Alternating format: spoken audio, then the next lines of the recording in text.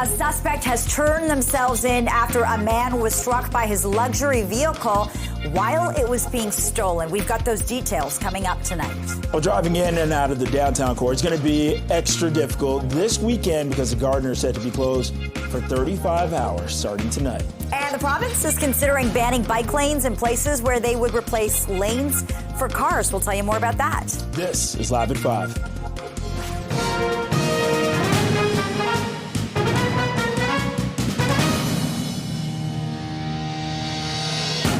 Good evening. I'm Bakari Savage. And I'm Lena Latifat. Thank you for joining us here on Live at 5. Peel police have made an arrest after a man was struck by his Porsche when it was stolen. 18-year-old Sarah Bradshaw of Brampton turned herself into police yesterday. She's charged with driving dangerously, causing bodily harm, vehicle theft, and leaving the scene of an accident. So police say that she's been charged with prior offenses in the region and is wanted by other GTA police services in separate investigations. So we first showed you this video Wednesday. The suspect arrived at a home near Winston Churchill and Eglinton on the pretext of wanting to buy a Porsche Cayenne that had been advertised for sale. So the woman got into the vehicle, locked the doors, then quickly reversed, hitting the man who was behind the car. We published that video on Wednesday afternoon, and within 24 hours, it had been shared over 95,000 times. So very, very quickly, that video reached millions of viewers and folks that reshared on social media, allowing that message to be spread. We received numerous tips from the public. Our investigative team did, which allowed us to identify her very rapidly and effectively pressure her to surrender to police.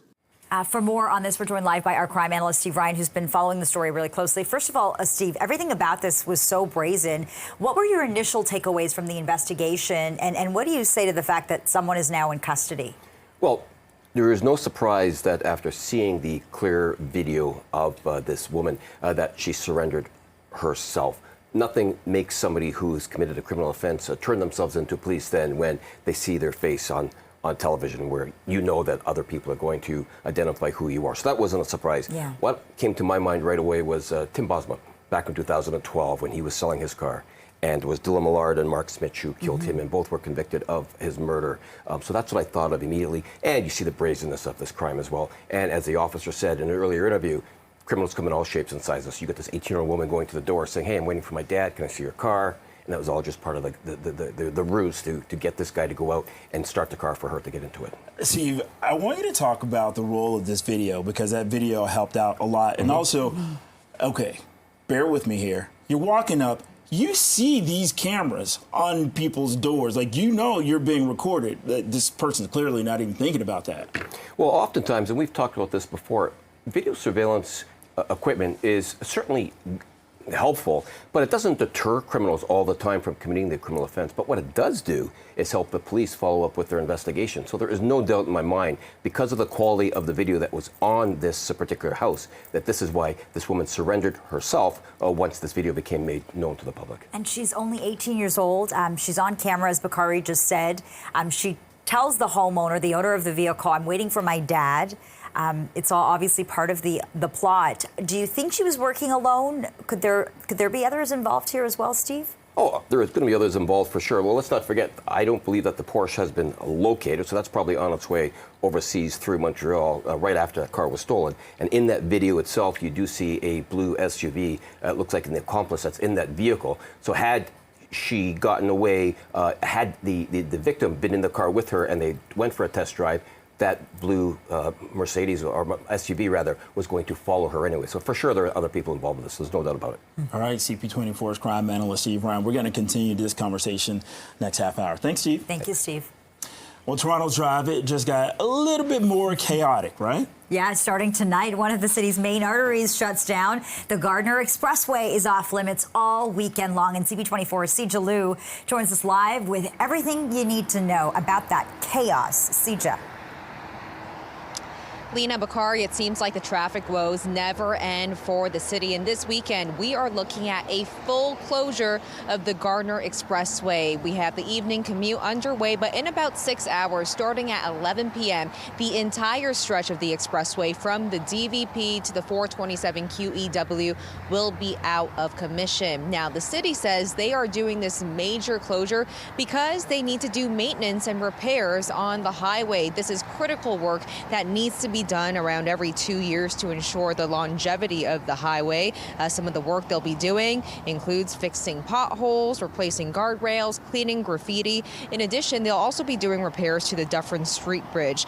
So as you can imagine, a lot of the side streets such as Lakeshore, Queens Quay will be flooded with traffic. The city says they will be deploying traffic agents to try and make sure things go as smoothly as possible, and also making some adjustments to traffic signals. While this may all seem like a major headache for drivers, the city says this plan actually prevents further disruptions down the road. The city also says they chose this weekend because they tried to pick a weekend that wasn't too busy. For example, the Jays aren't playing in town this weekend. Here's more from Mayor Olivia Chow on why they are doing such a major closure.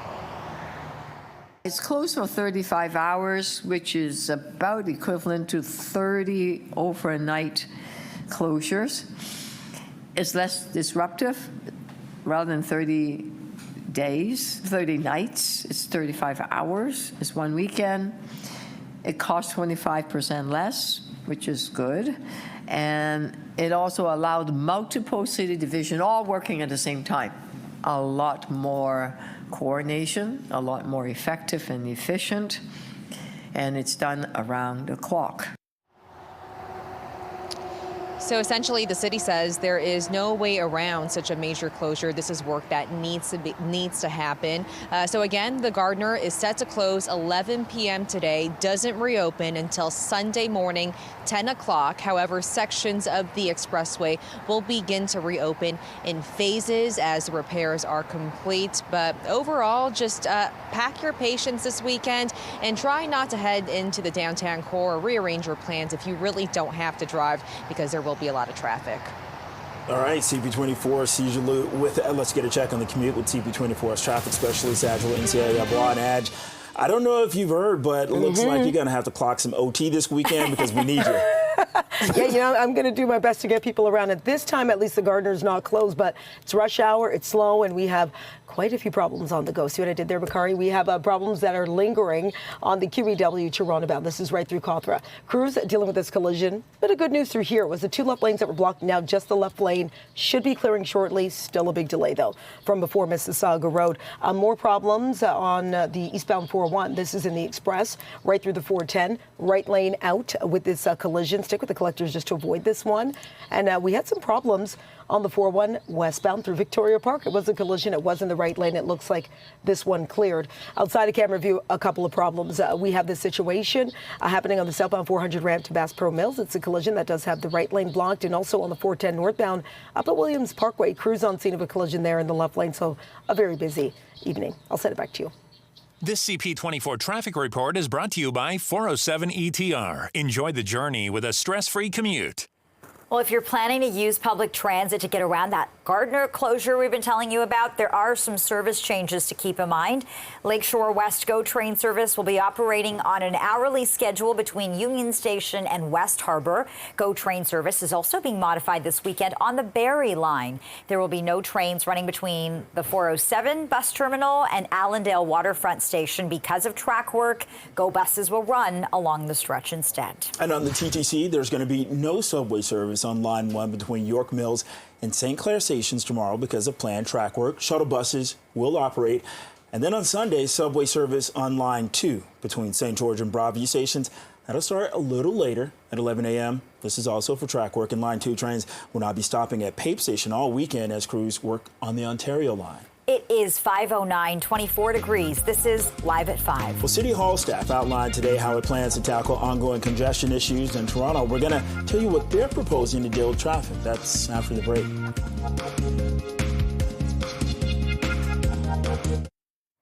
More on Toronto's congestion crisis now. It's an ongoing discussion at City Hall, and staff, they're still trying to find ways to offer drivers some kind of relief. Yes, some kind of relief. Yeah. Right now, let's bring in CP24's Melissa Duggan for more on what measures the city's considering. Melissa. You know, it's interesting, Bakari. One way that the city is looking at improving the situation for drivers is by punishing the drivers who are doing the wrong thing. Think stopping illegally, parking for a quick moment to maybe pop in and grab a coffee. The fine for that might go up to $300 from the currently $190 ticket that could get you.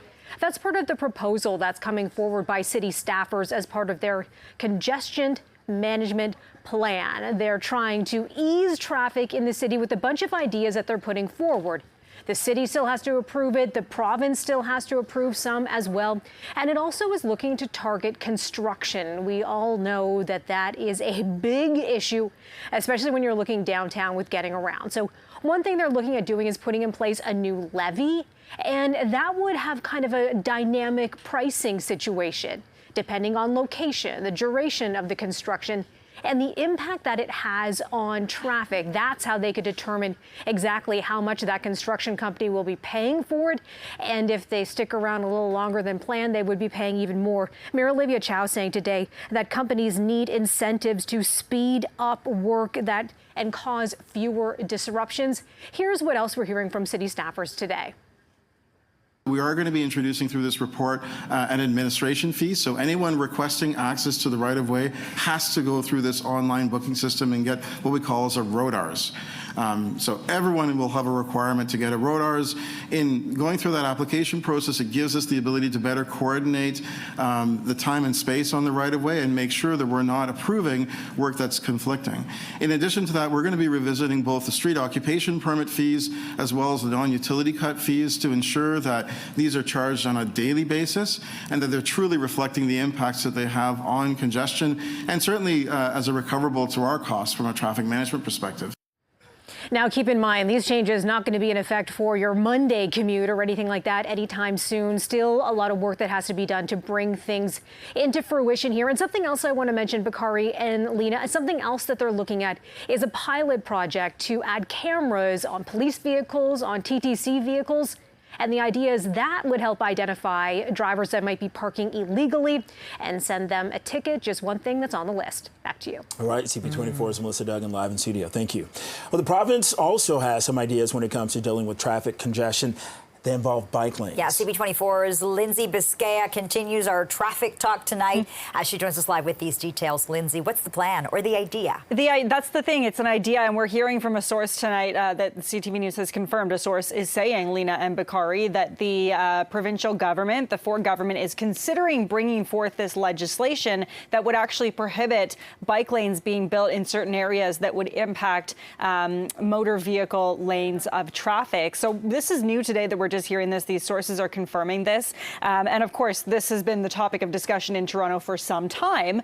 Bike lanes. It is a hot topic, highly debated, and this all comes ahead of the introduction of a gridlock reduction bill that's expected to be tabled this fall by the province. We did hear from Transportation Minister today. Prabmeet Sarkaria was asked about this. He wouldn't actually confirm whether this is the case. He was also asked whether the Premier's office had a direct hand in this alleged legislation. He wouldn't answer that either. Here's what he did say. I'm speaking with municipalities across the province each and every single day, of conversations with residents related to congestion, related to building this province each and every single day. And we continue, as always, to look at proposals to ease gridlock. So Toronto has significantly extended its bike lane infrastructure. There's actually a 3-year plan in place to deliver 100 kilometers of either new or significantly upgraded bike lanes by the year 2027. We know Mayor Olivia Chow is a cyclist herself, a big proponent of bike lanes. And we spoke to her today. She said that she has not heard of this legislation, but here's more on what she had to say. Actually, I do know cyclists that have cars. And they are using bike share, they are using any number of different bikes, e-bikes, to get around. So I can't imagine what would happen if we yank out some of the bike lanes. It will just make the congestion worse. So, Lena and Bakari, it's not actually clear yet whether this legislation that we're hearing of has been formally presented to Cabinet, so still waiting to see on that. Back to you. All right, Lindsay Biscaya live in studio tonight. Thank you, Lindsay. A major milestone in the construction of the Finch West LRT to tell you about tonight. All stops and stations, they're now complete. But it's still not clear when the 18-stop, 11-kilometer line will officially open. The province says that the LRT, which will run from Humber College North Campus to Finch West Station on the Young University line, it'll shuttle 46,000 people a day. The fact is, Toronto is a world-class city, attracting good jobs and unlimited opportunities where anyone can build their own Ontario dream. But the residents of the GTA deserve a world-class transit system to match that. A transit system that gives people back more of their valuable time. Testing is still being done on the light rail vehicles and the line systems. Construction began on the Finch West LRT back in 2019. It's been a while. It's 5:17, 23 degrees, feeling more like 27 outside. This is Live at 5. Coming up, the Toronto District School Board apologizes after students on a field trip ended up taking part in a rally.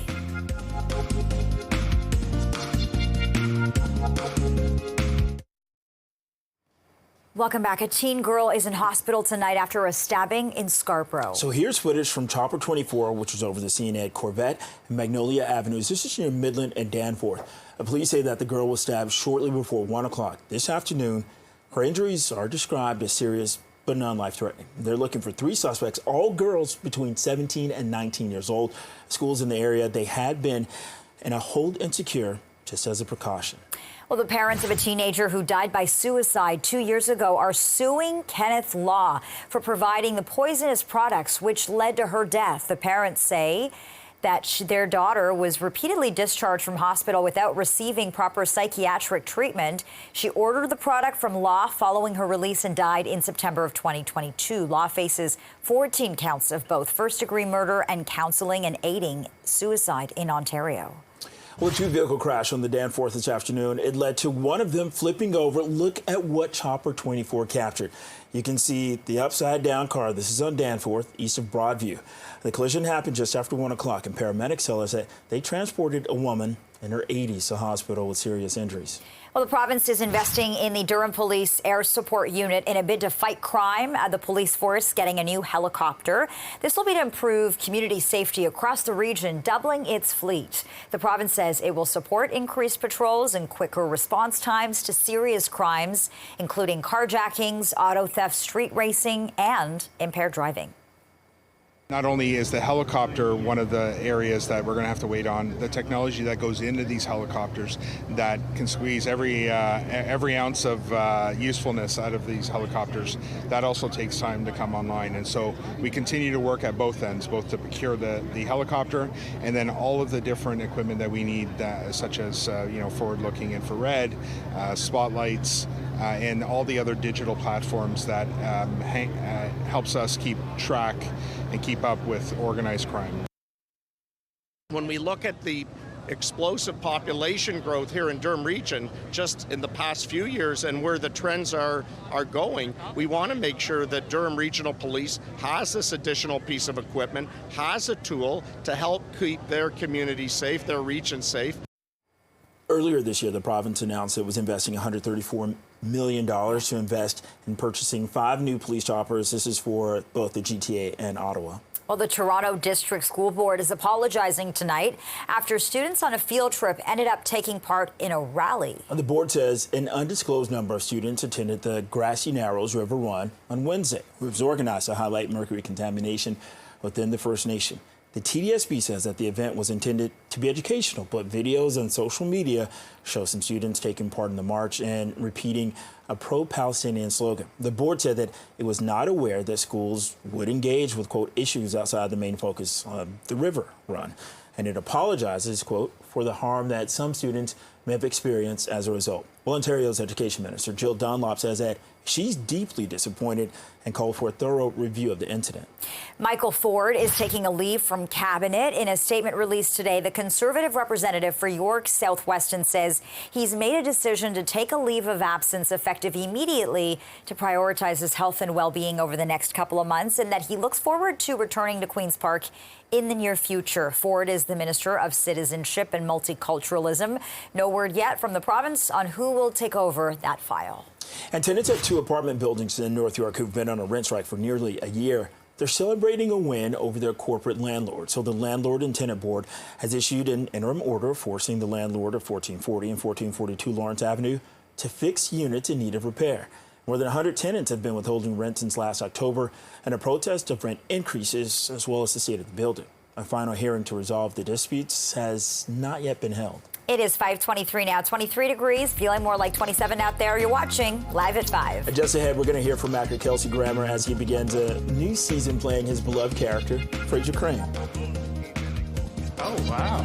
This is better than Sept. Season 2 of the Emmy-nominated comedy series Frasier has just premiered. Dad, I got a question about punctuation. Ooh. No, stay on task. Well, the show starring Kelsey Grammer streams on Paramount+. Grammer was in Toronto today and had a chance to speak with CP24 about the character that he's been associated with for 40 years. He's a character who is full of heart. He's larger than life. He wants life to be larger than life, so he chases the dream. He's always chasing the dream, and he wants everybody else to come along with him. And that's been great. He wants real love. He wants forever love. He wants to love with his whole heart. He always has. He always jumps in with both feet. He's an enthusiast for everything, even the sadder days, the more difficult days. He jumps in fully, and I think that's what makes him attractive. And new episodes of Frasier will drop weekly on Paramount+. Well, Nelly Furtado has released her highly anticipated album.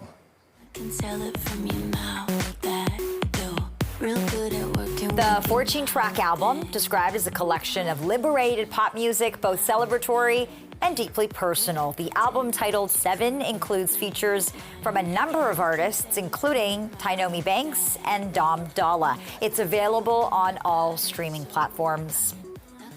And Hamilton Comic-Con goes this weekend. Cosplayers will descend on the Hamilton Convention Center. This is where there will be dozens of vendors and other attractions, including the DeLorean Time Machine. There will also be opportunities for fans to get some autographs. One of the celebrities attending the convention is Lou Ferrigno, who starred in the hit show The Incredible Hulk in the late 70s and early 80s. He joined CP24 Breakfast live in studio this morning. You have pictures, signing autographs, you have Q&A, like families come, they do shopping, they see different celebrities. It's fun because this is the only chance they come to the table, talk to celebrities, because most of the time celebrities on the street, it's hard to engage in a conversation because they want to have their own private life. Yeah. But at the Comic-Con, especially at Hamilton Comic-Con, you get a chance to feel like a family there. And Hamilton Comic-Con runs both Saturday and Sunday. Tickets, by the way, they can be purchased online or at the door. It's 5:28, 23 degrees. This is Live at 5. Well, you're going to want to take this into consideration when making plans this weekend. The Gardiner, it's going to be closed for 35 hours starting tonight at 11 until Sunday morning. We're going to tell you all about this closure next. You're watching Live at 5.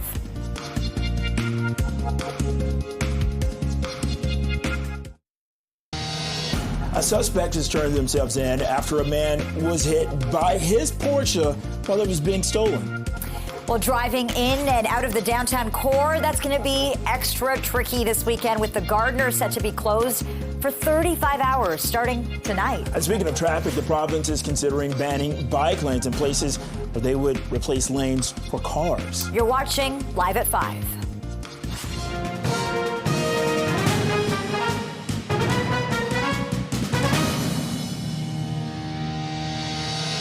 Good evening, and thank you for joining us. I'm Lena Latafat. And I'm Bakari Savage. Toronto's drive is going to get a little bit more chaotic. So starting tonight, one of the city's main arteries, it shuts down. Yeah, the Gardiner Expressway is off limits all weekend long. CP24's Sija Liu joins us live with everything you need to know. Should we just cancel our plans, Sija?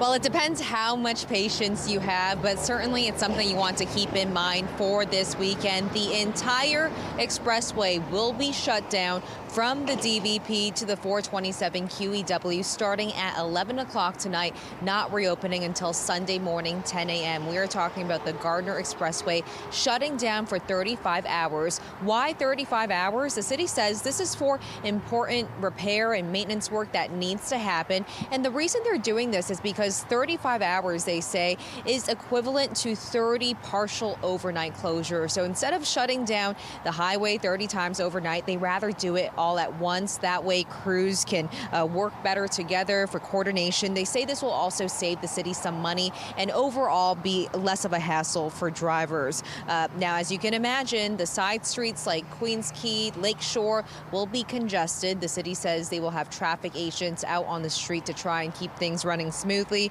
and they will also be adjusting the timing of traffic signals to alleviate any traffic. Now, while all this may seem like a major headache, the city says this is work that needs to be done to prevent future disruptions. It's maintenance work. We need to do it to keep the drivers moving. So needs to be done. I think every 2 years or something of that nature. The weekend is picked when there is no major event. It's not during the time when there's major concert, Blue Jays games, and everything at the same time, like last weekend or weekend before. But as you can imagine, Toronto is a bustling city. There is always something happening on the weekend, even though there may not be a Jays game. We spoke with more people around the city on how they plan to cope this weekend with this major expressway closure. I mean, unless you're doing stuff where you kind of need to walk there or you're able to walk there, it definitely makes it tricky to plan the weekend. And if you do, you're definitely needing to account for extra time to commute. We have a convention at the Enercare Center for the whole weekend. I did not know about the GO train or the subway. I don't know how they're going to get here. There's about 8,000 people that are supposed to come for the event. So I'm not sure. It's going to be very busy. And maybe they can't get here. And the work that will be taking place on the expressway is wide-ranging, anything from fixing potholes, cleaning up graffiti, adding some guardrails, a lot of different things that city staff will be doing. They'll also be repairing the Dufferin Street Bridge as well. The on-ramp for York Street will also be closed until 5 o'clock in the morning. But overall, you're looking at a 35-hour closure starting at 11 o'clock tonight, going until 10 a.m. Sunday morning. Back to you. Okay, CP24, Sijalu, thank you very much. Well, more on Toronto's congestion crisis. It's an ongoing discussion at City Hall and staff. They're still trying to find ways to offer drivers, listen to this, some kind of relief. Yeah, let's bring in CP24's Melissa Duggan for more on what measures they're considering. Speaking of relief, drivers need that to be immediate, Melissa. Yeah, and unfortunately, you're not going to get it if that's what you're looking for right now. Instead, the city looking ahead to a multi-year plan that could eventually offer some relief. Here's hoping. One thing that they are going to do, too, is keep things that are already working in place.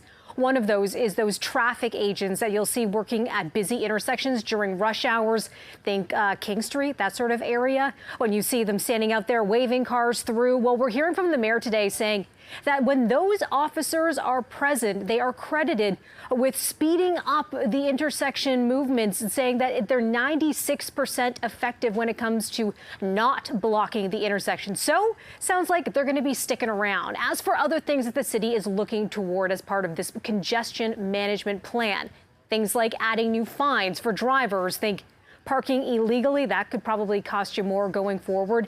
And they're also looking at construction, because we know that there are so many projects happening in the city pretty much all the time. They're blocking lanes, they're blocking sidewalks. So the city is looking at adding a levy, and basically companies that block those areas that impede traffic from passing through, they could be looking at paying more when it comes to the duration of their project and also the impact in particular locations, just how great that is. There'll be a price tag associated with it. Here's more we're hearing from city staffers today. Although we can't eliminate traffic congestion, we understand how frustrating it is for people to be stuck in traffic.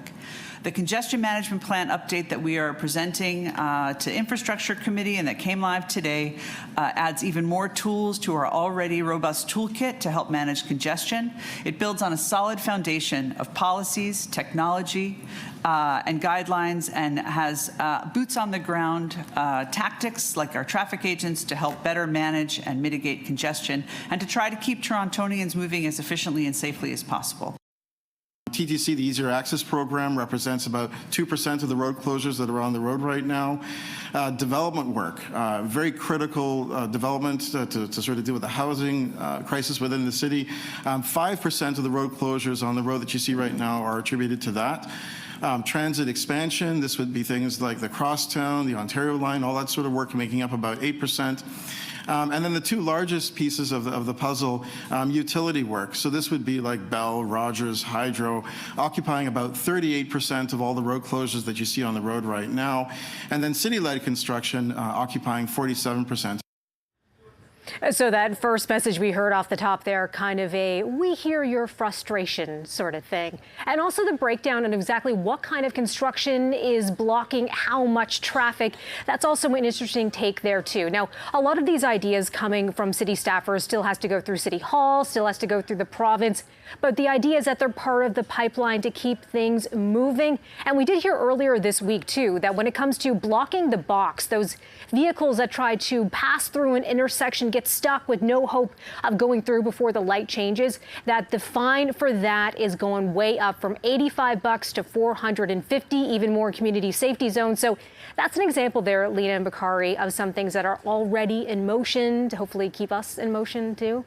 Okay. Well, talking about ways to hopefully have some relief for drivers, CP24's Melissa Duggan live in studio. Melissa, thank you very much. Well, the province also has some ideas when it comes to dealing with traffic congestion.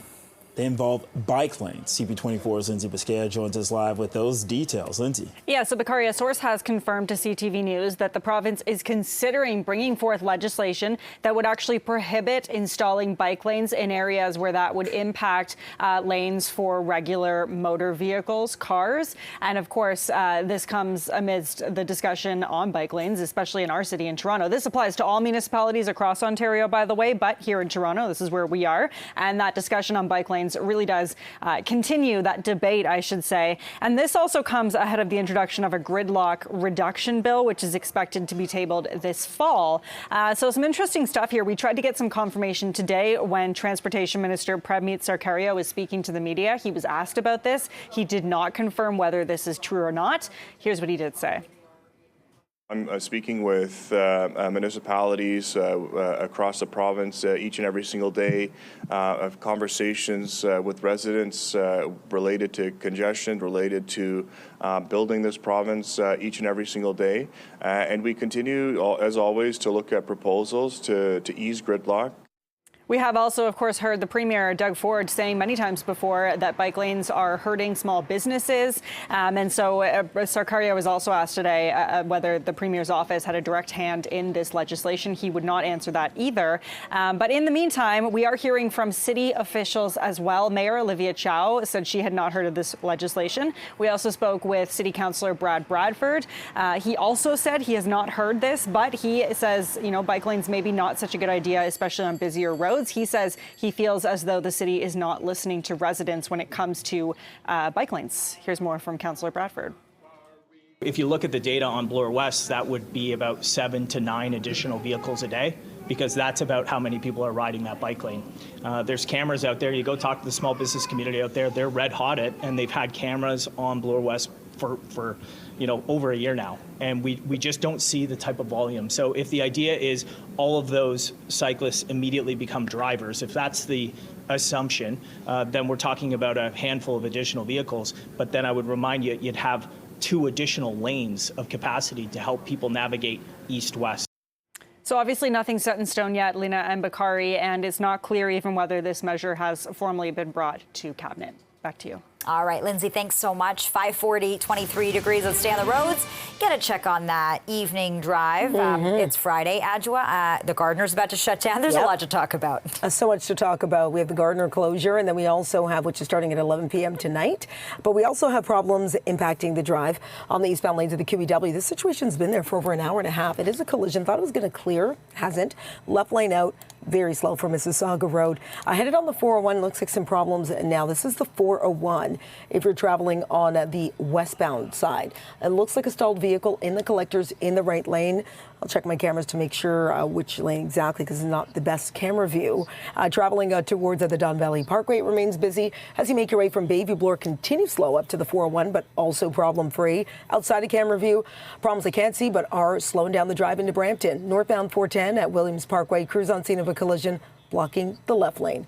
I'll send it back to you both. All right, thanks a lot, Adge. You're welcome. It's 5:41, 23 degrees. This is Live at 5. An arrest has been made after a Porsche owner was hit by an SUV as it was stolen.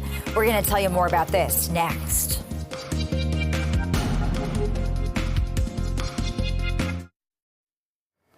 Welcome back. Peel police have made an arrest after a man was struck by his Porsche when it was stolen. Happened in his driveway. 18-year-old Sarah Bradshaw of Brampton turned herself into police yesterday.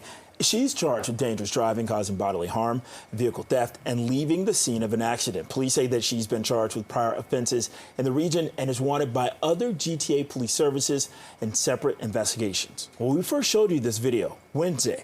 The suspect arrived at a home near Winston Churchill and Eglinton on the pretext of wanting to buy a Porsche Cayenne that had been advertised for sale. The woman got into the vehicle, locked the doors, then quickly reversed, hitting the man who was behind the car. First and foremost, this speaks to the importance and significance of having home surveillance footage, especially quality footage like this. And this just speaks to the power of social media. There's a saying in policing that I'm sure we've all heard before. You can't outrun the radio or you can't outrun the chopper. But in Sarah's case here, you can't outrun the share button. This was viewed so many times, shared so many times, and it led to an influx of public tips coming in. And we now have her in custody. We have her linked to numerous investigations here in the region of Peel. And as I've mentioned, other services here in the GTA are interested in Sarah as well. Okay, for more on this, we're joined live by CP24's crime analyst, Steve Ryan. So, Steve, we were just chatting about this, and you were saying you use one word to describe these auto thefts: creative. Yeah, it's very creative. So just when you think you've seen it all when it comes to how crimes are committed, then something else pops up. So you can imagine what this man was thinking when he answered the door, saw a young woman there saying that, "I'm waiting for my dad. Can I have a look in your car?" He says, "Sure." Let your guard down for that one split second, and this is what could happen. Yeah, so that video went viral. We just heard that police constable talking about the power of social media and the power of the media as well. A lot of people saw that. No surprise that she turned herself in. Steve, are there any lessons for the public here? Because there's lots of people out there trying to sell their cars. What's the message? Yeah, well, that's a great question. And I think the point is that you can't let your guard down. And what is the answer? I don't know if there is a right answer, other than to be as careful as you can. You look at the Tim Bosma back in 2012. He was in the car with the Smitch and with the Dylan Millard when he was murdered. So even if this guy said, "Give me your license, let me see your license," she still would have done that. So the surveillance cameras, they don't necessarily deter criminals from committing these offenses. But as you can see by how clear this one was, it certainly helped the police in their investigation. And as you mentioned, no doubt, no surprise that she turned herself in. And that's because her picture was plastered everywhere. Okay, also, Steve, I want you to talk about the police work, because I'm going back to what you said. They're getting creative. It's like you have to think like a criminal in order to try to beat them. Absolutely right. So the police learn every time there's a new scheme, the police will learn a lesson when it comes to that. But the best advice that the police can provide is to just not let your guard down, because just when you think that you've seen every sort of criminal activity, criminal behavior when it comes to how creative can you be when you want to get somebody's car? Well, send somebody to a door, knock on the door, sound very innocent and say, "Hey, I'm waiting for my dad. Can I get in your car?" And that's a new one. So the accused turned herself in. The Porsche, nowhere to be found. Where do you think that car is? Oh, I would imagine, it's just a guess, that car's long gone. Right after the car was stolen, it was probably on its way through the port of Montreal and overseas where it was sold for big money. There is an accomplice in this, by the way. You can see on the video that somebody was in a blue SUV. That'll be the next person the police will arrest. All right, CP24's crime analyst, Steve Ryan. Always a pleasure. Thanks a lot, Steve. Okay. Thanks, Steve. And with that, it's 5:47, 23 degrees. This is Live at 5. It's lawyers representing dozens of women, including 3 Canadians, spoke today about sexual assault allegations against Mohammed Al Fayed, the late former owner of Harrods. More on that next.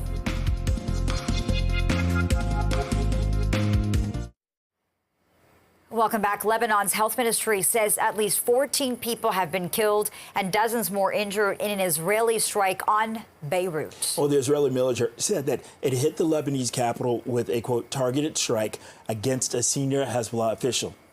A local Beirut broadcaster reported that a drone fired several missiles on a heavily populated area. Explosions could be heard from Beirut's southern suburbs. A retired Major General Denny Thompson says that this could be a sign of further attacks in southern Lebanon. Well, it seems that the Israelis are setting the conditions for a potential ground offensive into southern Lebanon. The reason I say that is because, of course, the Israeli cabinet has now stated that it's their aim to return the residents of the north securely to their homes. And the only way they can be in their homes securely and not under Hezbollah rocket fire is if they clear back that southern part of Lebanon from which Hezbollah can fire mortars and artillery. The attack in Beirut came shortly after Hezbollah pounded northern Israel with 140 rockets. The Israeli military said the rockets came in 3 waves, targeting sites along the border with Lebanon. Hezbollah said its attacks had targeted multiple air defense bases as well as the headquarters of an Israeli armored brigade. And the Hezbollah commander reportedly killed in today's strike near Beirut has been identified as Ibrahim Akil. He had a $7 million bounty on his head for 2 truck bombings in 1983 that killed 300 people at the American Embassy and a U.S. Marine barracks. The U.S. listed him as a specially designated global terrorist in 2019 and accused him of directing the abduction of American and German hostages in Lebanon. And sexual assault accusations are being made against the late Mohammed Al-Fayed, the former owner of London department store Harrods. Lawyers representing dozens of women, including 3 Canadians, spoke today in London. And they claimed that the women were raped and sexually abused by Al-Fayed. Lawyers described the Egyptian-born businessman who died last year as a monster who abused young women and girls who worked at the department store. This was during his 25-year ownership. Some of the survivors even ended up in psychiatric care. Some have been able to have intimate relationships. Some continue to suffer from nightmares, depression, and anxiety. So we're here today to say to the world that this was not right. This should never have happened. And Harrods must accept responsibility for the damage these women have suffered. Harrods is often referred to as the most beautiful store in the world. It has a storied and glamorous history. Many women dreamed of working there, to be associated with this prestigious corporation, and to further their careers. However, underneath Harrods' glitz and glamour was a toxic, unsafe, and abusive environment. I had never experienced anything like it before. I was so young, I didn't know what to do and how to deal with it. I felt such fear and some sick loyalty as his employee. It was an era where women were still the underclass in the working world. One night I was asked to stay late. This was to be my final night. All of Mayev's, or Mohammed Al-Fayed's planning and manipulation were to come to fruition. Al-Fayed sold Harrods back in 2010. The current owners say they were only made aware of the allegations last year and have been determined to do the right thing as an organization. There's been no comment from the Al-Fayed family. Right, it's 5:55, 23 degrees. This is Live at 5. Coming up, we'll take a look at what's new in theaters and on streaming platforms this weekend, including another installment in the Transformers franchise. Stay with us.